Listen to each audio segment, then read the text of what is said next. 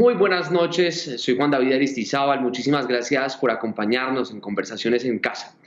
Este es un espacio para que entendamos mejor la educación y entendamos la posibilidad y la gran oportunidad que existe hoy en América Latina de transformarla con proyectos de innovación y de altísima calidad. Por eso hoy los invitados de Conversaciones en Casa nos van a compartir sus experiencias de innovación, de transformación de la ciudad a través de proyectos totalmente transformadores e inspiradores. Está con nosotros Natalia Mesa y Jorge Radeo. Muy buenas noches, gracias por acompañarnos en Conversaciones en Casa. Natalia, Jorge, bienvenidos a este espacio. Hola. Hola, muchas gracias, Juan David. Natalia, Jorge, gracias por acompañarnos. Natalia, una de las transformaciones que tú has liderado de AEO2, además de transformar la primera infancia, ha transformado la ciudad. Para que le contemos a nuestra audiencia aquí en Canal Capital qué es AEO2 y por qué ustedes se han vuelto tan visibles y tan importantes para la transformación de la primera infancia en las ciudades del país. Juan David, AEO2 es una empresa social que desarrolla el potencial de los niños. Imagínate lo poderoso de eso. O sea, un niño nace y nosotros acompañamos al niño, a la familia, a desarrollar su pleno potencial.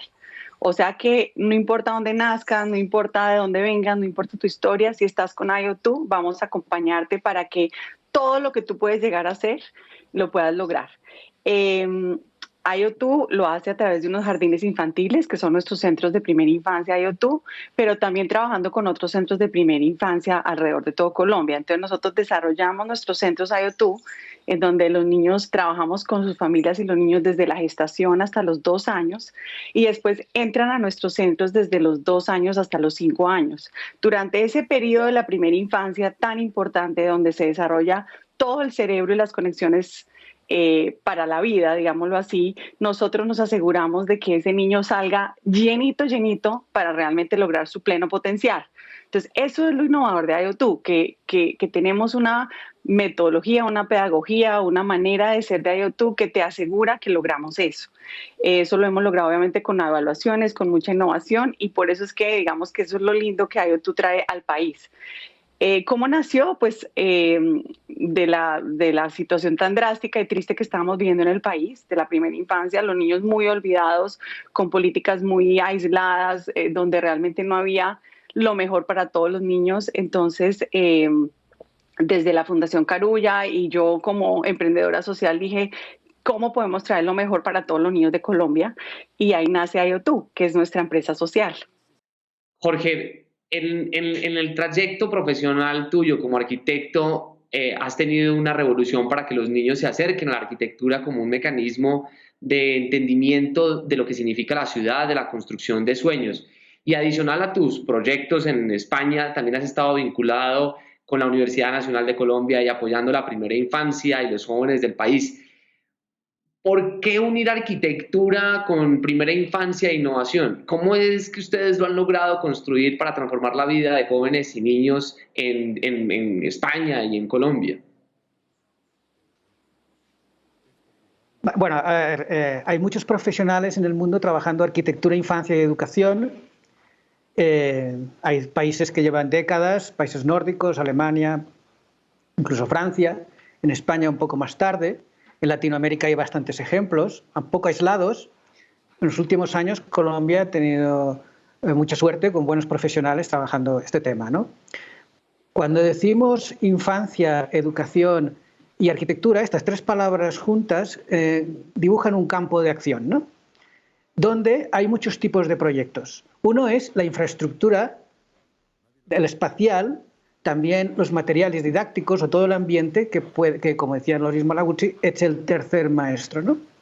Pero también hay gente enseñando arquitectura a los niños para que como arte, ¿no? Igual que aprenden danza o música o teatro, pueden aprender arquitectura. Y esto se puede hacer desde infancia, en primaria y en secundaria. Entonces hemos hecho un poco todo esto en cuanto a, claro, en Colombia, donde yo llevo 5 años viviendo, he podido ver que ha habido un auge muy bueno en el tema de primera infancia, gracias a la ley de 0 a siempre, sobre todo, que ha impulsado, y fundaciones como AEO2 u otras, o Red Solare, o o las alcaldías también, han generado sobre todo espacios, infraestructuras y ambientes muy adecuados a la primera infancia, siempre acompañado con buenos profesionales. Es obvio que el espacio, el ambiente donde crecemos, toda la vida nos condiciona. Entonces es mejor, sobre todo en la primera infancia, que sea de calidad. Jorge, estabas diciendo que era obvio, y yo creo que no es tan obvio para muchos de nuestros televidentes. Ni mamás ni papás dirán, ¿cómo así que el espacio físico, la casa, el lugar donde estudian es el que transforma la vida? ¿Por qué? ¿Por qué dices que es obvio que el espacio físico transforma a un ser humano? Claro, imaginemos a su madre, como dice, en casa, el ambiente familiar, bueno, una persona, una familia adecua su espacio, su hogareño, según unas necesidades, deseos, gradúa la luz, la temperatura, la orientación, el ruido que hay en el exterior, qué ves desde la ventana. Todo eso nos va condicionando nuestras emociones y estado de ánimo. Nos gusta llegar a casa y estar tranquilos, en silencio, en nuestra musiquita, o oír ver los árboles, o ver a los vecinos ¿no?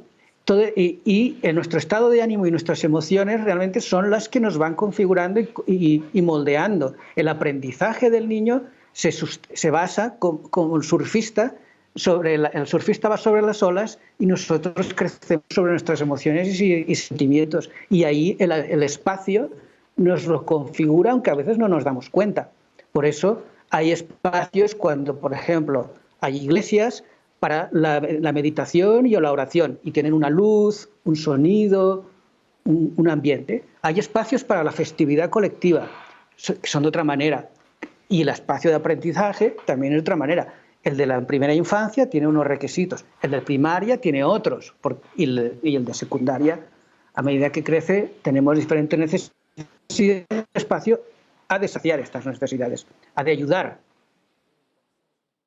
Natalia, hay una de las, digamos, discusiones que hemos tenido en este programa es alrededor de lo maleable que puede ser un cerebro con el tiempo. Entonces se encuentra uno la neuroplasticidad y se encuentran profesoras, investigadores que hablan de mentalidad de crecimiento.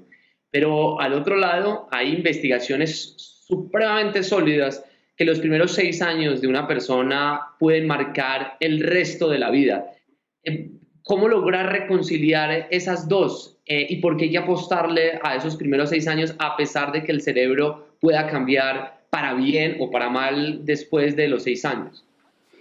Lo más poderoso que ha ocurrido en los últimos 30 años de la investigación del cerebro es darnos cuenta que la arquitectura del cerebro se desarrolla en esos primeros años de vida, desde la gestación hasta aproximadamente 6, 8 años. Entonces, cuando tú tienes una arquitectura sólida, en donde ya han habido conexiones cerebrales de amor, de lectura, de diversidad, de ambiente, de tu identidad, eso ya te queda. Entonces, cuando vas agregando después conocimiento de aprendizaje, lo potencializa. Entonces, lo que ocurre en la primera infancia es que cambiamos la pendiente de desarrollo. O sea, no nos quedamos en la misma pendiente, sino que realmente la potencializamos. Obviamente, si un niño no tuvo una atención integral a la primera infancia y tuvo mucho estrés crónico y llega al colegio a los 5 años a transición y no hay una buena adaptación, por eso es que tenemos tanta deserción escolar en el primer grado. Y hágase cuenta que el niño sigue luchando, pues obviamente esa inversión en la educación va a ser más difícil. El cerebro siempre va a tratar de estar mejor, pero es más donde nosotros como agentes sociales y agentes de la política pública queremos impactar para tener más impacto a largo plazo. Hay una de las cosas que a mí me ha sorprendido del programa de ustedes es que ustedes hablan del viaje pedagógico. Y oyendo también a Jorge, precisamente habla de esta arquitectura que hay que construir para mejorar la inspiración, la formación. Y ustedes desde ahí tú hablan del viaje, como si fueran las dos cosas importantes, la nave espacial y el lugar y el destino y el recorrido para aprender mejor. No le llaman currículum. ¿Por qué ustedes deciden hablar de viaje pedagógico? Pues mira, dentro de las variables de calidad de atención integral a la primera infancia, nosotros ponemos en el centro las relaciones humanas, o sea, las relaciones que tienen los niños entre ellos, con los adultos del centro, con sus familias y con la comunidad. O sea, si logramos unas relaciones armoniosas, poderosas, empoderadoras, eso vuela. Pero obviamente para que esas relaciones se den, tienen que haber otras variables de calidad ocurriendo. Obviamente una de ellas es el espacio físico y los materiales, como mencionaba Jorge, pero otra supremamente importante son los educadores, los seres humanos que están en el centro. Entonces, cuando nosotros fuimos a crear IO2, consideramos la opción de importar un currículo, porque en Colombia no había un currículo que tú pudieras ir al supermercado y decir, quiero un currículo de primera infancia y comprarlo. No existía eso aquí. Habían algunos desarrollados por algunos centros de clase alta y realmente de muy mala calidad. Entonces fuimos a buscar currículos y decidimos no comprar un currículo, sino desarrollar nuestro propio currículo. ¿Cómo? Con la práctica. Y yo diría que esa es una de las innovaciones más poderosas que ha hecho IO2. Tomamos una inspiración de un currículo que ya existe, que es el de Reggio Emilia en Italia, que no ha sido estandarizado, que no se vende, que no se compra, porque ellos no creen en eso. Ellos creen que tú tienes que desarrollar tu propio currículo y nos dimos a la tarea de hacerlo con pedagogos, con maestros y después aprendiendo la práctica. ¿Y qué es nuestro viaje pedagógico que tú mencionas? Es nuestra cartografía curricular, que ya está impresa, lista para el que quiera, la puede tener, inclusive somos muy afortunados que la podemos regalar, inclusive si alguien la quiere. Y lo que te da esa cartografía curricular es, te empodera para ser un educador. Porque el educador llega al aula de clase, está con 10 niños de 2 años o 20, con otro educador, ¿qué hago? ¿Cómo adecuo el espacio? ¿Cómo me relaciono con el niño? O sea, el currículo al final te dice desde la filosofía y los objetivos que quieres lograr hasta hoy, ¿qué hago? Entonces, esto lo que nosotros no queríamos estandarizar actividades, no queríamos el McDonald's de la primera infancia, en donde todos los niños llegaban a hacer lo mismo. No, queríamos empoderar a las maestras y que ellas trabajando en equipo, con su equipo en el aula, esa fue otra innovación muy grande de IO2, poner 2 educadores en el aula, trabajando con el otro equipo del centro, idearan su propio viaje.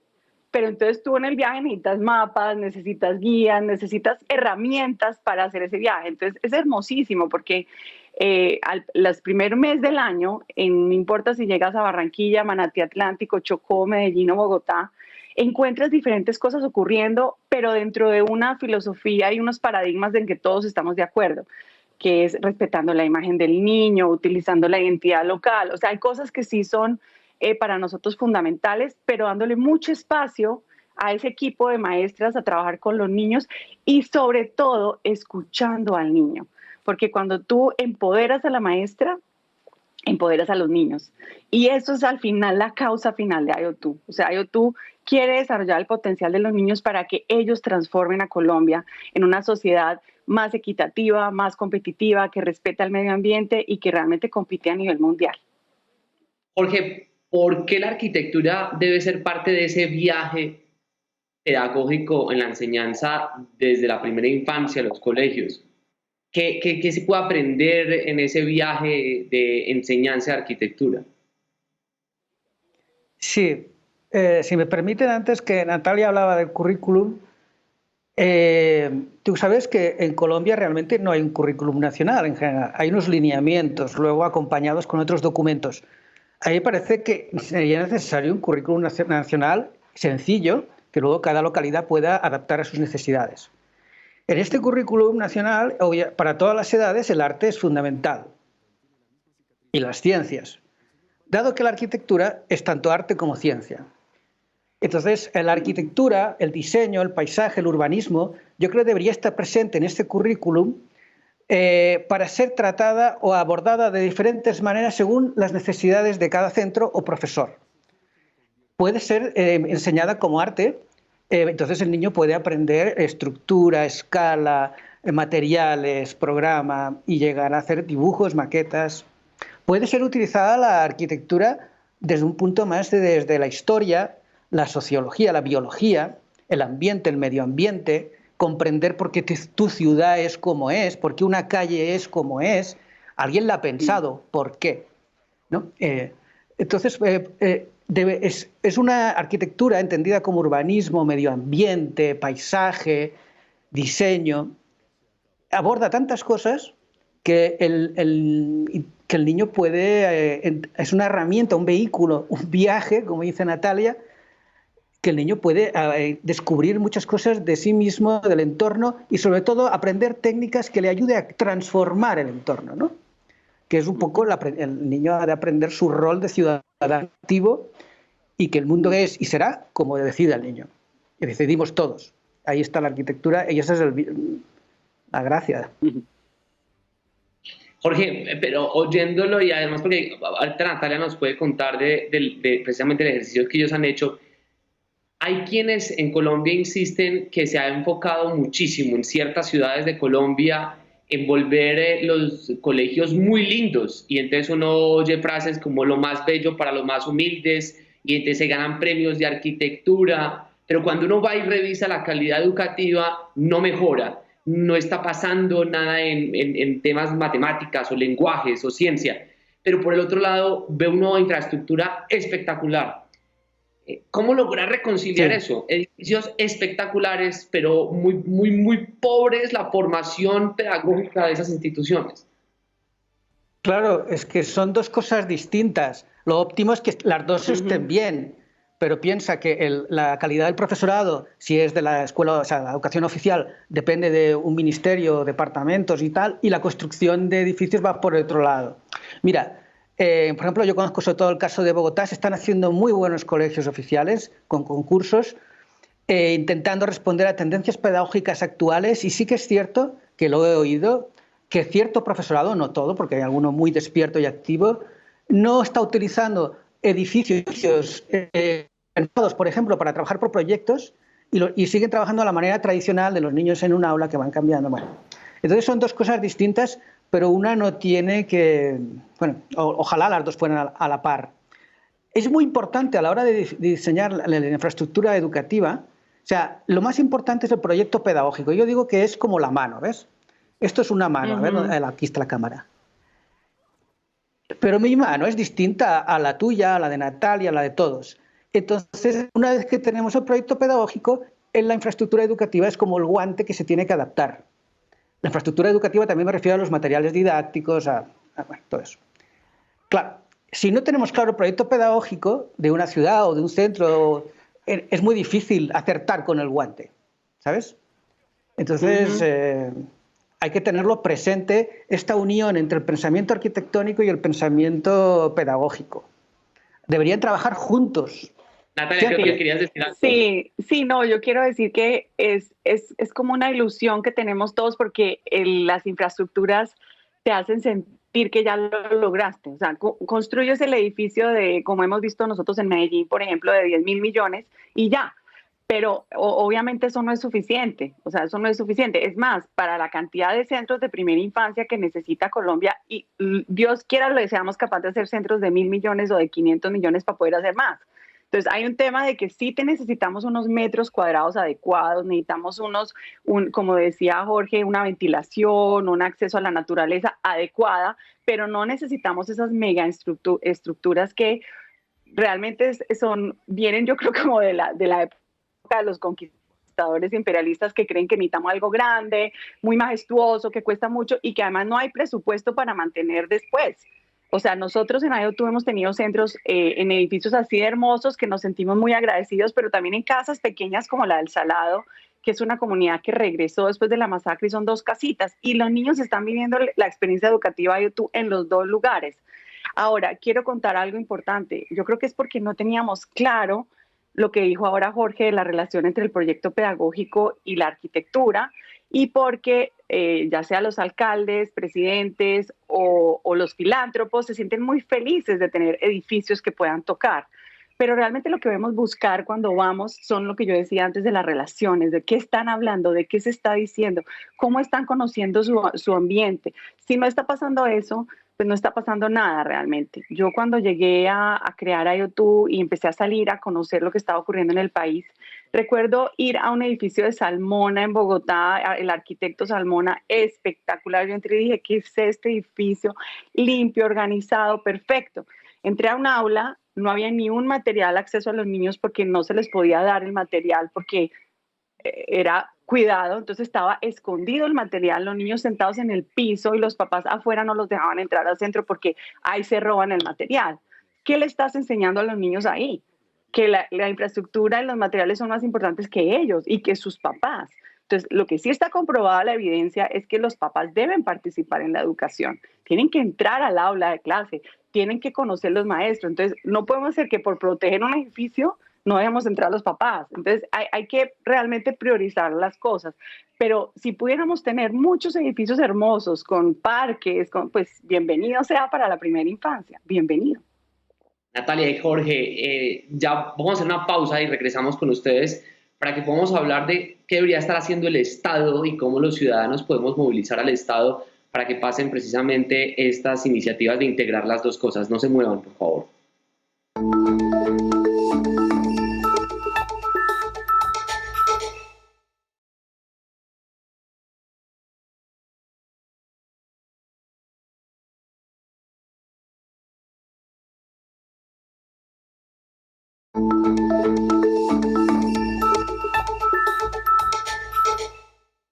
Muy buenas noches, esto es Conversaciones en Casa, soy Juan David Aristizábal y hoy nuestros invitados precisamente nos están explicando el poder que tiene la primera infancia, la infraestructura, la calidad educativa para transformar nuestra sociedad. Natalia, a mí me parece que el país no ha sido suficientemente generoso con lo que ustedes han hecho frente a la política de primera infancia. Yo creo que IOU inspiró precisamente esa política de Estado que hoy en día conocemos. Y yo quería que arrancáramos por ahí, explicarle a las personas por qué, digamos, todo esto que conocemos de Cero a Siempre, ustedes ayudaron a movilizarlo. Por un lado, ¿qué fue lo que hicieron para movilizarlo? ¿Y cómo lo cuidamos? ¿Cómo logramos que esto, digamos, no se pierda en el tiempo para que supere a IOU en el buen sentido, digamos, se vuelva una cosa más grande y lleguemos a lo que Jorge nos decía, un currículo mínimo nacional de calidad para nuestra primera infancia? Pues mira, nosotros cuando creamos IOU, conocimos lo que ya ocurría en el país y había realmente muchos actores trabajando por la primera infancia. O sea, Colombia había tenido organizaciones que habían creado pues todo el movimiento de las madres comunitarias, habían hecho evaluaciones. Colombia sí tenía una historia de más de 30 años de trabajar y de reconocer la importancia de la primera infancia. Sin embargo, desde el gobierno nacional no había una política pública ni era claro quién debería hacerse cargo. Entonces, con el gobierno de Álvaro Uribe, nos reunimos con la ministra Cecilia María Vélez. Ella dijo, ayúdenme por favor a pensar esto. Entonces, nosotros desde el principio sabíamos que había un vacío institucional en primera infancia a nivel nacional. Bogotá y Medellín como ciudades sí lo tenían mucho más claro. Ya existía Buen Comienzo, ya existía la Secretaría de Integración Social en Bogotá, ya habían innovaciones ocurriendo a nivel ciudades grandes, con presupuestos obviamente que no veías en otras ciudades. Entonces, cuando creamos IOU, sí, la idea desde el principio fue, bueno, vamos a crear una empresa social sostenible de alto impacto que pueda darle lo mejor a todos los niños sin importar el ingreso o dónde esté o quién está financiando la operación. Entonces, y desde ahí vamos a tratar de movilizar y transformar el ecosistema de atención integral a la primera infancia. Yo no soy educadora, yo soy economista, entonces yo mire el problema desde la economía también. O sea, ¿cómo hace uno para ser competitivo en algo, en una industria? Pues tienes que tener a todos los sectores, digamos, moviéndose y potencializados. Entonces nosotros en el 2008 nacimos. Nuestro primer centro inclusive lo inauguró el presidente Uribe con Shakira en Barranquilla. Fue muy positivo porque digamos que toda la pedagogía y la propuesta que teníamos estaba funcionando, se estaban dando las cosas tanto en Barranquilla, Bogotá como Santa Marta. Una relación muy cercana con Reggio Emilia haciendo todo esto. Y cuando llega el presidente Santos, nosotros ya teníamos una relación muy cercana con el profesor Heckman, que es el premio Nobel de Economía, que realmente fue el que se pilló cómo logra el retorno a la inversión en primera infancia, que es muy poderoso porque lo que él encontró es que en Estados Unidos por cada dólar que invertían en primera infancia se generaba un 10% de retorno a la inversión, que era ya sea directo del individuo o de la comunidad. Entonces era muy poderoso tener ese argumento. El presidente Santos con María Clemencia Rodríguez crearon a Cero a Siempre. Nosotros les ayudamos a traer al profesor Heckman y ahí también empezamos a evaluar a IOU para asegurarnos que realmente estuviéramos teniendo un retorno parecido al que se estaba dando allá. Entonces, yo diría que la movilización se dio primero dando ejemplo. Me recuerdo mucho el presidente Uribe, por ejemplo, diciendo, listo, esto funciona en Barranquilla y Bogotá, pero muéstreme en un pueblo en la costa. Entonces nos íbamos a un pueblo en la costa, muéstreme en chocó. O sea, mucho parte del rol de IO2 fue decir, sí se puede, vamos a tratar, esto no es solo de clase alta, esto no es solo de pedagogas sofisticadas, es increíble la capacidad que tienen las maestras y las familias de Colombia para trabajar por los niños y eso lo demostró todo este proceso. Entonces, 0 a siempre fueron 8 años de una consolidación de una política muy bien que terminó con una ley. Y yo diría que una de las cosas más poderosas es que en el acuerdo de paz quedó un compromiso de Colombia por atender integralmente a todos los niños en la ruralidad. Lo que ha pasado con el gobierno del presidente Duque es que eso se ha continuado, eso sí ha continuado, de pronto no se usa el logo, de pronto, o sea, yo no estoy intranquila de que eso vaya para atrás, vamos para adelante, inclusive la innovación grande que estamos trabajando ahora con el gobierno nacional y con otros aliados como la Universidad de los Andes y demás, es cómo llegar a esa ruralidad a 140,000 niños con calidad como esta. Entonces, yo creo que la movilización ocurre primero dando ejemplo en la práctica. O sea, hay que ver, cuando uno ve a los niños de Manatí Atlántico, después de haber pasado la catástrofe de las inundaciones, después de que no tenían un parque, entrar y verlos leer, verlos escribir, eso moviliza al que sea. Segundo, con la movilización y con eso de evidencia, más las evaluaciones, tratar de que se aumenten los presupuestos, porque al final esto sí es un tema de financiamiento y desde el gobierno de Uribe hasta hoy se ha triplicado, digamos, el presupuesto nacional a primera infancia, se ha generado la conciencia y sobre todo se ha logrado que muchas ciudades y municipios se comprometan con la primera infancia desde sus propios presupuestos. Yo creo que al final lo importante es que continúe ese cambio cultural y paradigmático para ya lograrlo sedimentar. Lo que nos muestran los otros países que van más adelantados que nosotros es que eso nunca para. O sea, toda la vida vamos a tener que tratar y luchar por esto. Primero, porque nosotros tenemos todavía un déficit de cobertura muy alto. Segundo, en la cobertura que tenemos hay un déficit de calidad muy alto, pero se están dando los procesos de formación, de capacitación para que mejore la calidad. O sea, esto no es una cosa que se dicta desde arriba. Esto tenemos que ser todos trabajando por la mejora de calidad. Yo recuerdo que con el segundo gobierno de Santos capacitamos a 1,000 centros en la costa atlántica, les entregamos todas las herramientas de IO2, las maestras las asumieron, los niños volaron, o sea, la Universidad de los Andes demostró que esos niños solo con 1 año de formación de IO2 empezaron a hablar, o sea, no estaban hablando. Eso fue poderosísimo. Y Natalia, tú has mencionado en varios momentos ciudades, municipios específicos, y quisiera que Jorge nos explicara por qué la ciudad también se vuelve fundamental para el proceso de aprendizaje. Además de estos centros de formación especiales, ¿por qué la infraestructura educativa y la ciudad juega un papel fundamental? Bueno, es obvio, la ciudad o el pueblo donde vive el niño es un lugar de aprendizaje, es un lugar de tejido social. El niño sale a la calle y según cómo se comportan los ciudadanos, el niño aprende por mímesis. La calidad espacial, bueno, la calidad del tráfico, el respeto. Bueno, eso es. Luego hay otro tema importante que es llamaríamos el ecosistema cultural o educativo de la ciudad: bibliotecas, museos, teatros, fiestas en las plazas. Ahí también hay un aprendizaje de convivencia. El aprendizaje no solo sucede en los centros, en las escuelas infantiles o colegios, sucede en todas partes y a todas horas, y como, no solo los niños, los adultos, ¿no? Y como dice Natalia, esto nunca se llega a un estado de perfección, siempre la sociedad va cambiando y actualizándose, y el lugar donde sucede esto es en las ciudades grandes, pequeñas y pueblos. La ciudad es uno de los grandes inventos de la humanidad, ¿no? Como el fuego, la agricultura, y es el lugar de convivencia. Y es que aprendemos por mímesis todos. El niño aprende más del comportamiento del profesor que de los contenidos que decimos. O sea, es fundamental la calidad del profesorado y de todos los ciudadanos, porque todos somos maestros de los niños. Si un niño ve que el ciudadano cruza una calle con el semáforo en rojo, que hasta yo lo hago a veces, pues el niño aprende mal. Ahí está, eso es la ciudad educadora. Jorge, y hoy, si tuviéramos que evaluar las ciudades de Colombia, ¿estamos planeando las ciudades para nuestros niños?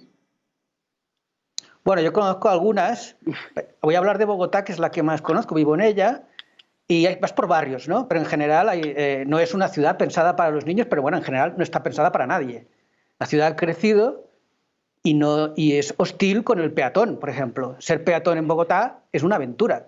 O sea, primero no te caigas en los agujeros que hay, no te atropelle un carro, el Transmilenio si no está muy lleno está bien, pero si está lleno pues cuidadín. Entonces piensa en un niño, y no solo un niño, o sea, en muchos barrios no hay sitios para jugar. He estado trabajando en algunos barrios, que ahora no recuerdo el nombre, que no hay sitio para los niños, no hay una zona verde. Pero imagínate un niño de 0 a 3, las cuidadoras o cuidadores de estos niños, con un carrito. O sea, intentar meterse en el Transmilenio con un carrito con niño es una aventura. No te digo, pues, ir de Teusaquillo a Plaza Bolívar con carrito y mi niño pequeño. Es muy difícil. O sea, porque no se ha pensado ni para el anciano, ni para que vaya con una silla de ruedas. ¿Por qué? Bueno, no sé, habrá otras urgencias. Hay que poner al ciudadano, a todos, en el centro de las operaciones, de las decisiones de la ciudad. O sea, una ciudad va a ser tan buena, o sea, tan fuerte como el más débil de sus ciudadanos. Un niño que además a lo mejor tiene un problema de movilidad, este es el objetivo. Si este se puede mover bien, todos nos moveremos bien. Hay que pensar en eso. Es un reto para todas las ciudades de todo el mundo, no solo de Colombia. Pero la de Bogotá, que si yo soy un peatón convencido, es difícil. Jorge, Natalia, gracias por estar con nosotros. Vamos al último corte y vuelvo con ustedes para que nos pongan tareas a las mamás, a los papás, a los acudientes, para aprovechar lo que ustedes nos han enseñado hoy y vayamos como a lo micro, al día a día, de cómo utilizamos lo que ustedes saben. Y ustedes no se muevan de este último corte de Conversaciones en Casa.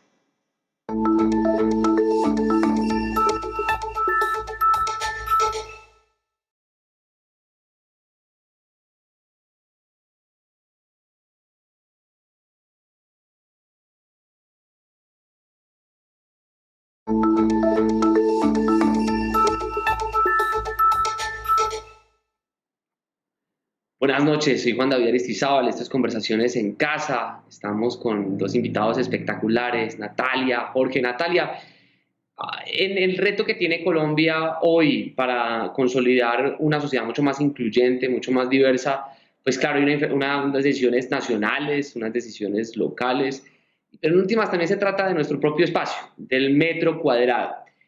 ¿Qué podemos hacer en nuestro propio metro cuadrado? Y te lo pregunto es porque este programa lo ven mamás, papás, tíos, acudientes y dicen, uy, lo dijo Natalia y si lo dijo Natalia, yo le voy a hacer caso y voy a empezar a aplicarlo.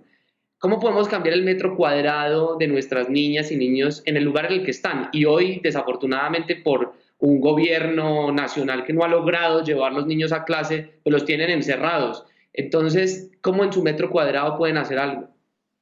Pues primero invitarlos a que se metan a nuestra plataforma Aprendiendo, en donde todo está gratis y pueden realmente eh, bajarlo y mirarlo, y ahí están todas las educadores de IoT para enseñarles. Pero ya yo como mamá, que soy mamá también de 2 niñas que fueron a IoT, diría que lo primero es reconciliar la relación con nuestros hijos. O sea, levantarse diciendo yo soy el adulto, la felicidad y existencia de mi hijo depende de mí. O sea, mi intencionalidad hace que se defina lo que él va a vivir. Entonces, empezando por el espacio, o sea, ¿qué quiero tener en mi casa? ¿Qué quiero que se valore? ¿Quiero que se valore la televisión o quiero que se valoren las fotografías de la familia o quiero que se valore la receta de la abuela? Y uno como adulto puede traer todo eso al hogar, a la rutina diaria. Segundo, pues yo diría que escuchar al niño, escucharlos. O sea, nosotros como adultos tenemos que dejar de hablar tanto y escuchar y decir qué quiere este niño y tratar de ayudarle a lograrlo. Entonces, no sé, que el niño amanece con ganas de cocinar y uno es, no, qué pereza. Pues sí, démosle el espacio, abrámosle la cocina, prestémosle los marcadores, dejémosles el espacio, o sea, no ser tan dictatoriales y con unos paradigmas sobre qué debe ocurrir en el hogar, sino realmente convertirnos en ese socio del niño y el educador en promover su desarrollo.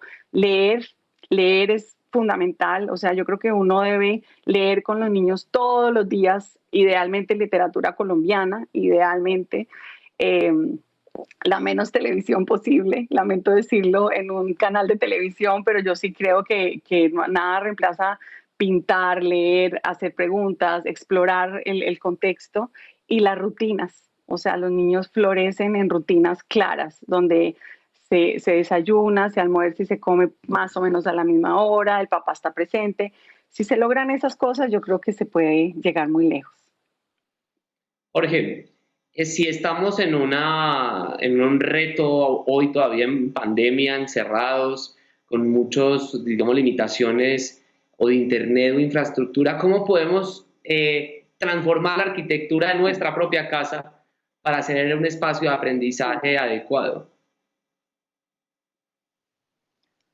Bueno, yo no sé si soy la persona más indicada. Esto cualquier familia... Bueno, primero ahora ya más o menos se puede salir y eso es fundamental, ¿no? Tener encerrado a los niños es una tortura china con consecuencias que puede tener consecuencias a corto y medio largo plazo. Y bueno, otra forma, pues, si la convivencia dentro de la casa es armoniosa, se traducirá en un espacio armonioso. La arquitectura, el mundo construido, solo es la proyección de nuestras relaciones humanas, ¿no? Nuestras relaciones humanas serían la luz y el mundo construido es la sombra, la consecuencia. Entonces, si hay un respeto por el espacio de cada uno, por los ritmos, los biorritmos de cada uno, por sus ciclos de aprendizaje, pues saldremos adelante.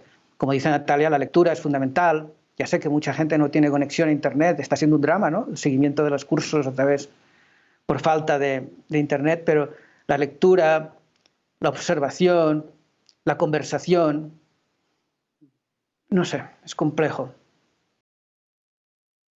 Natalia, una de las preguntas que aquí nos llega en el programa es alrededor de la sostenibilidad de los emprendimientos sociales. ¿Cómo han logrado ustedes hacer sostenible a IoT sin tener que depender exclusivamente del Estado?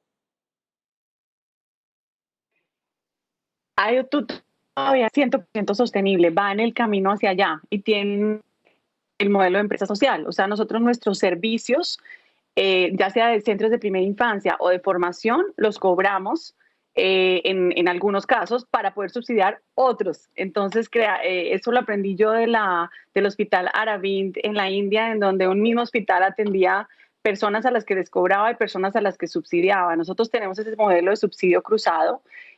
Nuestro centro de clase alta que está en Bogotá, atendiendo 70 niños al año, puede subsidiar el componente de calidad de casi 8 veces el número de niños, como 570 niños. Entonces tenemos el modelo de subsidio cruzado, en donde centros de clase alta subsidian centros de clase baja.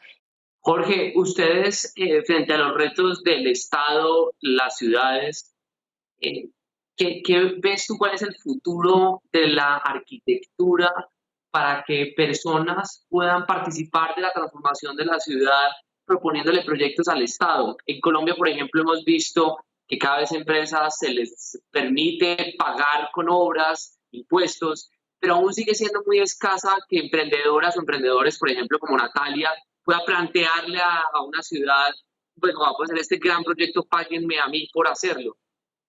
¿Cuál crees que es el futuro de la participación ciudadana frente a la arquitectura y la presentación de proyectos transformadores y que se puedan volver sostenibles para quienes los quieran ejecutar? Haces unas preguntas así. Mira, hay una calidad ciudadana. O sea, el Estado y las alcaldías tienen un trabajo fundamental y ha de existir, ha de ser lo mejor, la más amplia posible y la de la mayor calidad.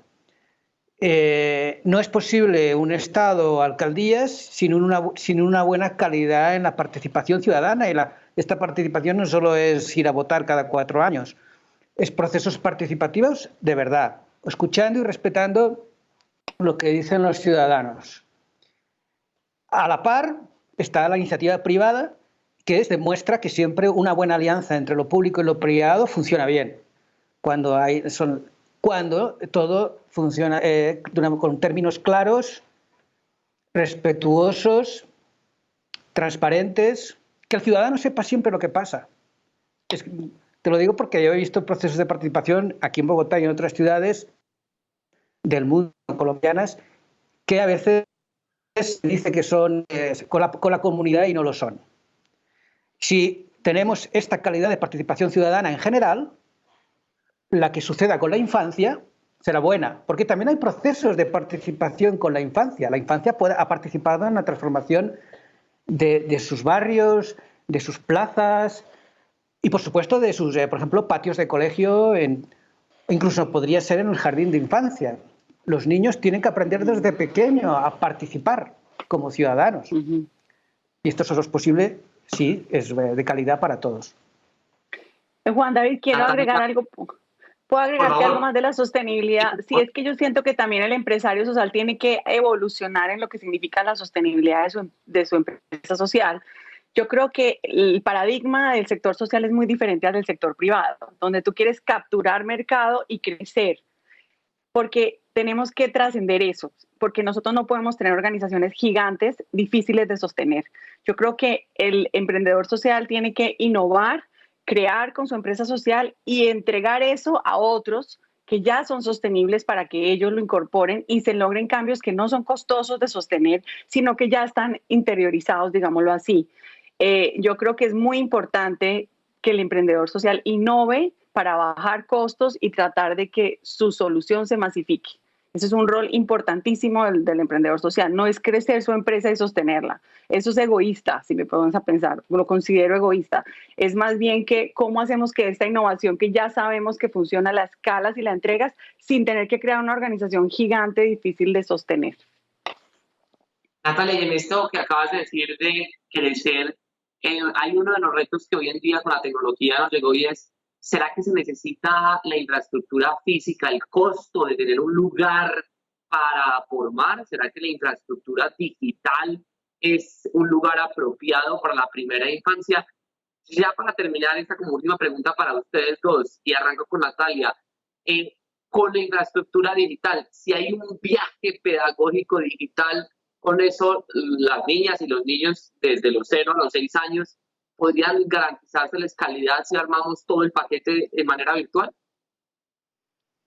No, yo creo que la virtualidad sirve un montón para empoderar y apoyar a los adultos, que son los papás, los cuidadores, los abuelos y los educadores, pero nada reemplaza la llegada de un niño de 2 y 3 años a un espacio donde va a compartir, escuchar al otro, es donde realmente aprende todos esos valores que estaba hablando Jorge de ser ciudadano, de entender el mundo. Los niños aprenden desde los otros niños. Yo por nada del mundo votaría porque el niño se quede encerrado en su casa con un computador. O sea, tenemos que tratar de que se junten. Ahora, no tienen que ser en esos megaespacios. Ya sabemos que lo importante son las interacciones y lo que está ocurriendo en la agenda del día. Puede ser que se encuentren en un parque y hagan una investigación de las piedritas que hay en el parque y las organicen por tamaño. Eso ya es suficiente para un niño, pero eso no se puede hacer por el computador. Jorge, arquitectura digital, cada vez más user experience, empatía del usuario en Internet, lograr que haya una página, digamos, bien diseñada, que tenga buena letra, tipografía, arquitectura virtual. ¿Logra la arquitectura virtual hoy en día apalancar procesos de educación sin necesidad de salir a la calle, a ese mundo físico? No, claro que no. O sea, la arquitectura es un cuerpo que se mueve y experimenta el espacio y el tiempo en la calle, en los edificios. O sea, no, el mundo virtual es que el tema de la tecnología y la educación, a veces hay una gran confusión.